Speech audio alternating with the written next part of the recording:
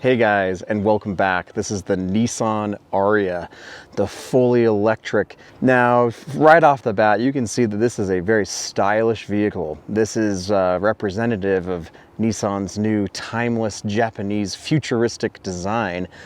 And I gotta admit, I think it does actually look pretty sharp. I think that this red especially is so beautiful. So I spent the last week with this. I've put a couple hundred miles on it, not like a ton, but I've definitely driven it enough to get a pretty good impression of what this car is like to daily drive. And I found some interesting things. There's some things I really love about this car. There's some things that I don't maybe love as much, but I want to take you for a drive. I'll show you the interior, which I think is awesome. I think it's really beautiful. It's very spacious. But let's go for a drive and I'll kind of give you some of my thoughts that I've had so that you can decide if the new Nissan Ariya is going to be right for you.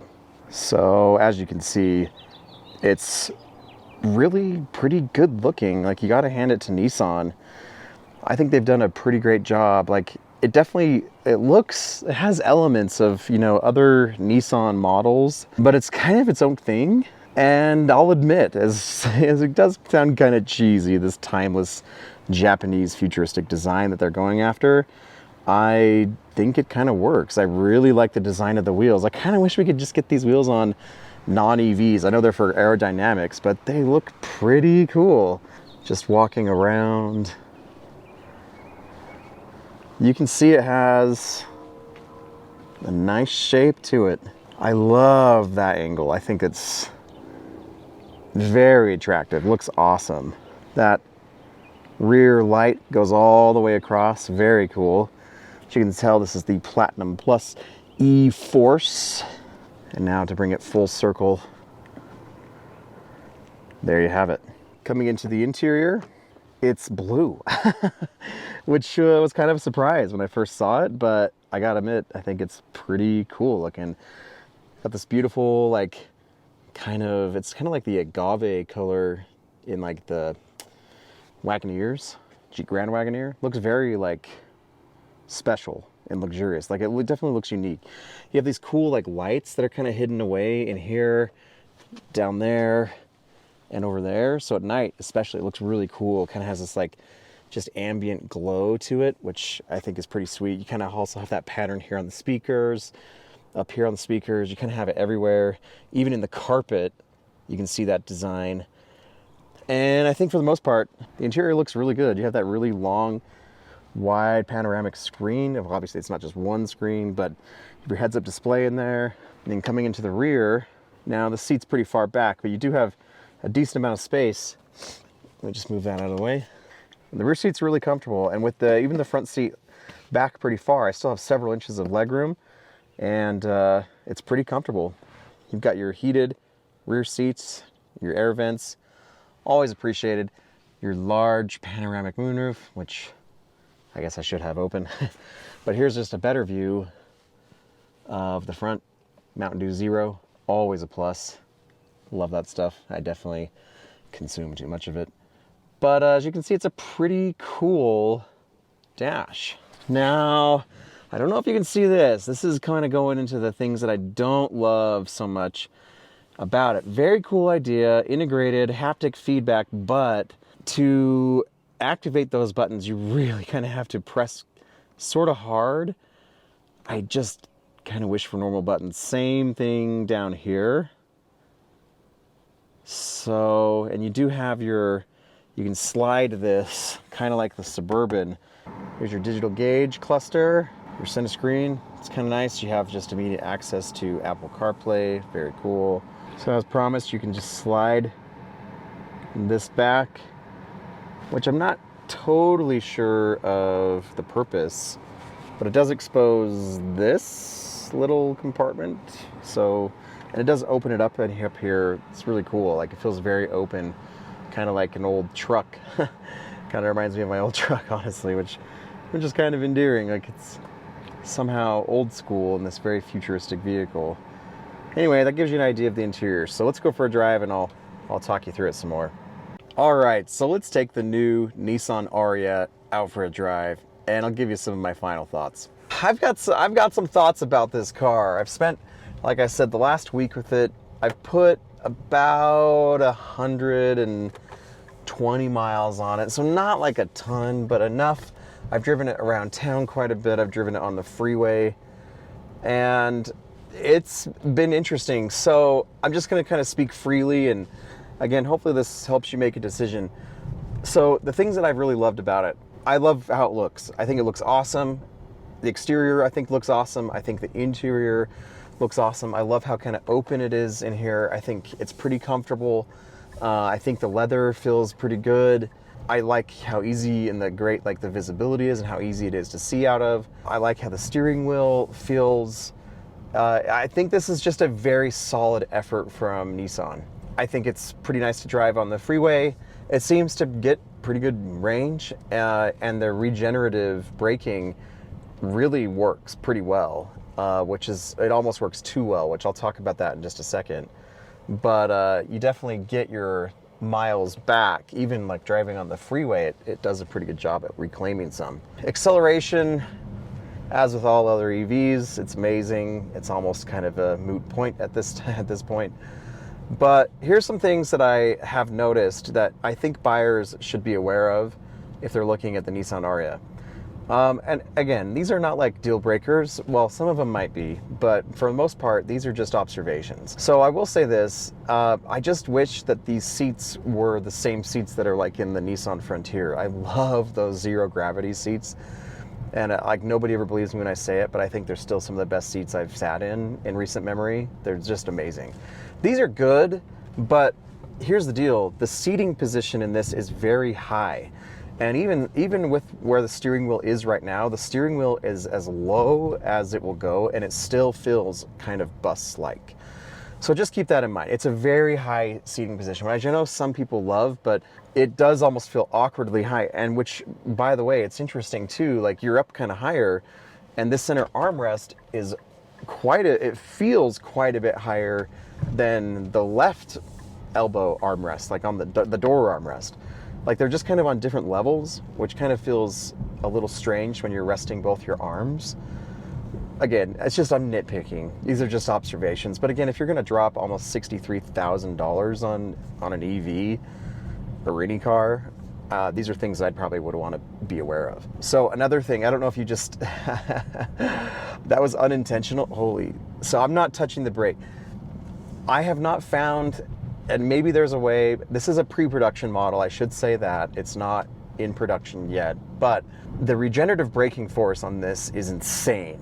It's some of the strongest I've ever felt. I'm just cruising here at barely 30 miles an hour, and just to show you again, if I completely lit off the throttle, it's like somebody is pressing the brakes hard. Now that wouldn't be too bad, and I haven't felt it that strong in other EVs, but the thing about other EVs that I've noticed is that the throttle is easier to modulate than this is. And so if I could and I think you'd get better with it in time, but still it's not quite as easy as to modulate that throttle as it is in other EVs for true one pedal driving. It does feel a little more aggressive, and maybe it's just in my head, but that's just kind of how it feels. So that said, that leads me to my main point of concern. And I don't know if it's just because this is a pre-production, man, okay, I just got to say it too. That regenerative braking is so powerful. Last night I actually felt kind of dizzy after driving this. It's got me a little motion sick at times, because even now I got to turn up the air to get some more air on my face. But it's just the motion of it is whoa. It's just, I get seasick and car sick, and so it's not really for me. But anyway, back to what I was going to say. My main point of concern with this is if the regenerative braking kind of drives you nuts, which it was for me for a little bit, so I turned it off and just was using the brake pedal as a normal brake pedal. And I just got to say the truth, there were 3 times where I wasn't sure if this was going to stop in time.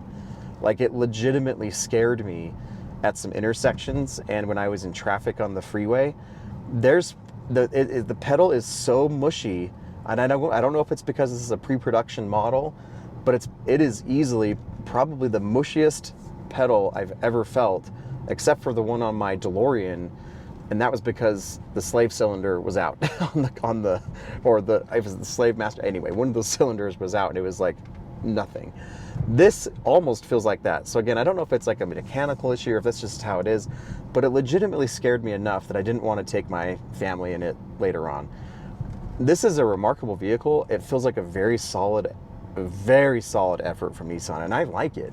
It's just that braking is kind of strange. And so I'd be interested to see if that's remedied when this is in full production. But if it's not, you need to be aware of that brake pedal. Like it takes, you really do press it in probably 6 inches or so before it kind of starts to grab. But even then, it's not very confidence inspiring. So another thing that's interesting about this Nissan is it's gone with the old school BMW style and the current Toyota GR86 and BRZ style of turn signal. The kind you just tap like that, it stays on, and then it requires you to tap it back up to turn it off. I don't know why. I don't know, and maybe there's people out there, please comment below if you're one of them. It's no offense at all.